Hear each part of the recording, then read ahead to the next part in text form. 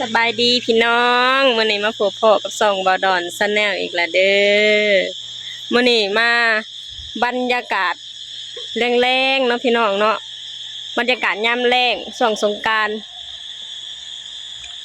มาเบิ่งเบิ่งคนมาจากประเทศไทยเนาะพี่น้องนี่บรรยากาศแบบนี้กับหมู่บ้านของเฮาเนาะพี่น้องเนาะมาแล้วก็มานั่งเบิ่งเขาเจ้ามาจากประเทศไทยเนาะพี่น้องเนาะเบิ่งรถคันใดก็เต็มแต่ธงหมาลายเนาะพี่น้องจักเขาเจ้ามาแต่ไสเด้คือแต่ว่าเขามาแต่ประเทศไทยเนาะพี่น้องก็ต้องมาจากประเทศไทยแหละเนาะนี่คิดฮอดตอนสมัยกับสาวตุกกับบดอนนั้นสิมาเนาะพี่น้องเนาะจะเตรียมตัวกันตั้งแต่ประมาณวันที่10วันที่9วันที่10ก็เตรียมตัวมาเลยเนาะพี่น้องเนาะเพราะว่าจะลามาก่อนเนาะจะมีหลายครูอยู่ในโรงงานน่ะแต่ว่าครูนี่มาก่อนครูหลังก็อยู่เนาะพี่น้องเนาะบรรยากาศยามแรง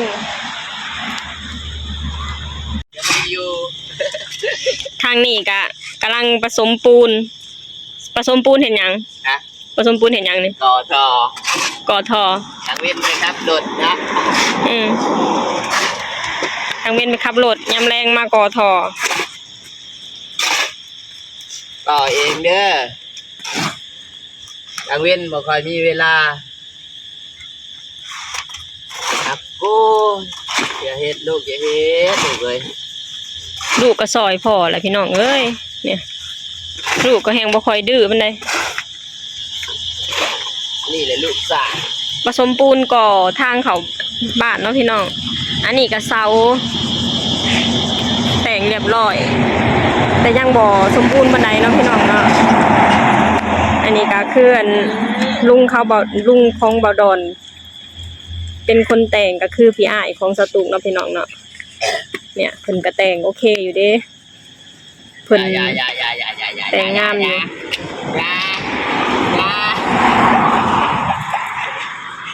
เฮ้ยบ่ได้กอดอีกแล้วมาพี่ลูกมาพี่ลูกสิกอดแทนง่ายมาเอาไปใส่ละเกิบจริงนึงนะใส่เกิบเด้บรรยากาศยามแรง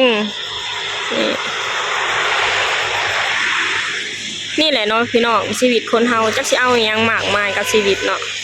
เนี่ยจักสิเอาหยังมากมายกับชีวิตยามหาก็หายามพักผ่อนก็พักผ่อนเนาะพี่น้องเนาะตอนที่ยังน้อยตอนที่อายุยังน้อยเฮาก็พากันหาเก็บกอบโกยเอาทุกอย่างเนาะพี่น้องเนาะตอนที่ยังมีเหือมีแห้งหากะเฮากะหาเนาะพี่น้องเนาะคือแบบว่าอันชาวตุกกับบ่าวดอนนี่ก็อายุก็ยังบ่ได้หลายเด้พี่น้องแต่กะแบบว่าแนวใดน่ะแบบว่าอันชาวตุกกับบ่าวดอนนี่ก็เริ่มไปหาเงินก็ตั้งแต่อายุยังน้อยๆเนาะพี่น้องเนาะตั้งแต่อายุชาวตุกกะอายุ21ปีบ่าวดอนกะ24 25นี่มั้งพี่น้อง21บ่าวดอน23ปีเนาะพี่น้องเนาะเนี่ยไปตั้งแต่อายุยังน้อยๆไปกะแบบว่ากอบโกยเอาทุกอย่างเก็บทุกเม็ดเนาะพี่น้องหาทุกอย่างเอาทุกอย่างงานก็เอาทุกอย่างเอาทุกโตแล้วงานที่บอนที่เช่าตู้เฮ็ดงานนี่ก็เขาเจ้าจะมีงานเมาให้เฮ็ดเนาะพี่น้องเนาะก็จะพากันเอางานเมานะขึ้นมาเฮ็ดจะบ่ค่อยได้มีเวลาพักผ่อนกันเนาะพี่น้องเนาะแบบว่าตอนที่มีโอกาสนี่คือหาแบบเต็มที่เลยเนาะหาแบบเต็มที่เอาถูกโอกาสเอาถูกโตงานเลยเนาะพี่น้องเนาะงานเมาที่สตูเฮ็ดนี่นะจะมีแบบว่าต่ำสุดราคาต่ำสุด2 บาทราคาต่ำสุด2 บาทแล้วก็แพงสุดนี่ก็7 บาทเนาะพี่น้องเนาะแต่ว่าหาเอาถูกเม็ดเลยพี่น้องแบบว่าตอนที่สตูหาน่ะได้นอนแค่มื้อละ4 ชั่วโมงเนาะพี่น้องเนี่ยเฮาหาทุกอย่างเก็บทุกอย่างก็เพื่อสิ่งนี้เนาะพี่น้องเนาะนะหาทุกอย่างก็เพื่อสิ่งนี้ เพื่อสิ่งนี้แหละ อ่ะจีบทีไปกอดทอนี่ ทุกอย่างก็เพื่อสิ่งนี้มันอยู่น้ำคนหน่อยนี่นี่อ่ะยิ้มหวานอ้ายายิ้มหวานเอ้าคิวหยุ่งยิ้มหวานจุ๊บจุ๊บ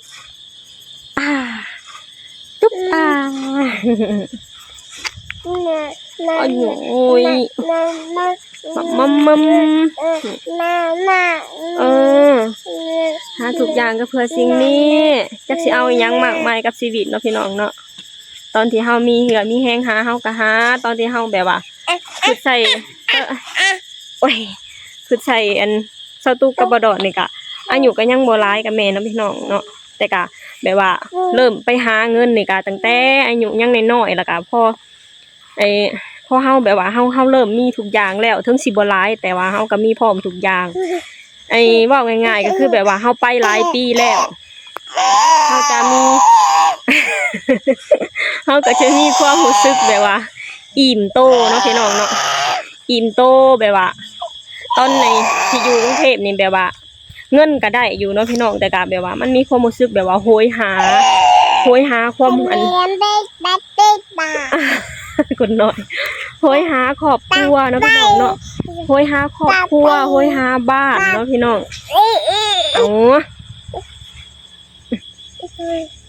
โหยหาครอบครัวโหยหามาบ้านแบบว่าโหยหาทุกอย่างที่อยู่ทางบ้านเนาะพี่น้องตอนที่อยู่ประเทศไทยก็มีความสุขแต่ว่านั่นความรู้สึกตอนนี้น่ะแบบว่าคือตอนนี้น่ะมาอยู่บ้านแต่ว่าในความรู้สึกน่ะแบบว่าความรู้สึกแบบว่าโหยหาประเทศไทยเนาะพี่น้องเนาะโหยหาทางนั้นเพราะว่าอยู่พุ่นก็เป็นเวลา10 ปีเนาะพี่น้องก็สิมีความผูกพันเนาะเพราะเฮาใช้ชีวิตอยู่นั่นก็หลายปีแล้วแบบว่าคิดใส่ก็คือใส่บรรยากาศแบบว่าตื่นเช้ามาลงเฮ็ดงานค่ำมาขึ้นมาเฮ็ดงานเหมาตื่นเช้าเฮ็ดงานเมื่อยพากันออกไปข้างนอกไปหากินก๋วยเตี๋ยวบ่หรือว่าวันผิดวันเสาร์ก็พากันไปเที่ยวบิ๊กซีเที่ยววัดไปหันไปหนีอยู่ทางนั้นนะพี่น้องนั่งก็แบบว่าอยู่ว่างๆก็สิคิดเห็นตอนที่ใช้ชีวิตอยู่ทางนั้นเนาะพี่น้องเนาะแบบว่าเฮาก็มีความผูกพันเนาะพี่น้องเนาะนี่คนน้อยเว้าหลายยายห่างเนาะพี่น้องเนาะคำมือตื่นตาลงน้ำมือแล้วเริ่มสิบ่เห็นหุงแล้วก็คือแบบว่าเว้าง่ายๆคือว่าชีวิตคนเฮานี่ก็บ่มีอิหยังพอดีหรือพอเพียงเนาะพี่น้องเนาะแต่ว่ามันสิมีความต้องการอยู่ตลอดเวลาอยู่ทางบ้านเฮาก็คิดฮอดประเทศไทยอยู่ทางประเทศไทยเฮาก็คิดฮอดบ้านเนาะพี่น้องเนาะแต่ว่าผูกพันทั้งสองอย่างตอนอันอยู่บ้านก็บ้านก็อยู่มาตั้งแต่ยังน้อยๆมีพ่อมีแม่มีลูกเนาะพี่น้องเนาะมันก็สิมีความคิดฮอดอยู่ทางนั้นอยู่ทางประเทศไทยก็ไปอยู่ก็ตั้งแต่อายุยังน้อยจนคุมื้อก็นี่ก็อายุ30แล้วเนาะพี่น้องมันก็สิมีความคิดฮอดเป็นปกติของมนุษย์เนาะพี่น้องเนาะมื้อนี้ก็ค่ำมืดตื่นตาแล้วเนาะพี่น้องมื้อนี้ก็สตูก็จะขอจบคลิปลงเท่านี้ก่อนเด้อฝากให้พี่น้องช่วยกดไลค์กดแชร์กดติดตามให้ช่องบ่ดอน Channel นี่เด้อและที่สำคัญก็ฝากให้พ่อแม่พี่น้องช่วยคอมเมนต์หรือว่ามาเว้ามาคุยกับช่องบ่ดอนนี่เด้อเพราะว่าการคอมเมนต์นี่เป็นสิ่งที่สำคัญเนาะพี่น้องเนาะเพราะว่าสตูกับบ่ดอนนี่เห็นพ่อแม่พี่น้องคอมเมนต์นี่แบบว่ามีความสุขเนาะพี่น้องเนาะมื้อนี้สตูก็จะขอไปก่อนเด้อบ๊ายบายสบายดีสวัสดีค่ะ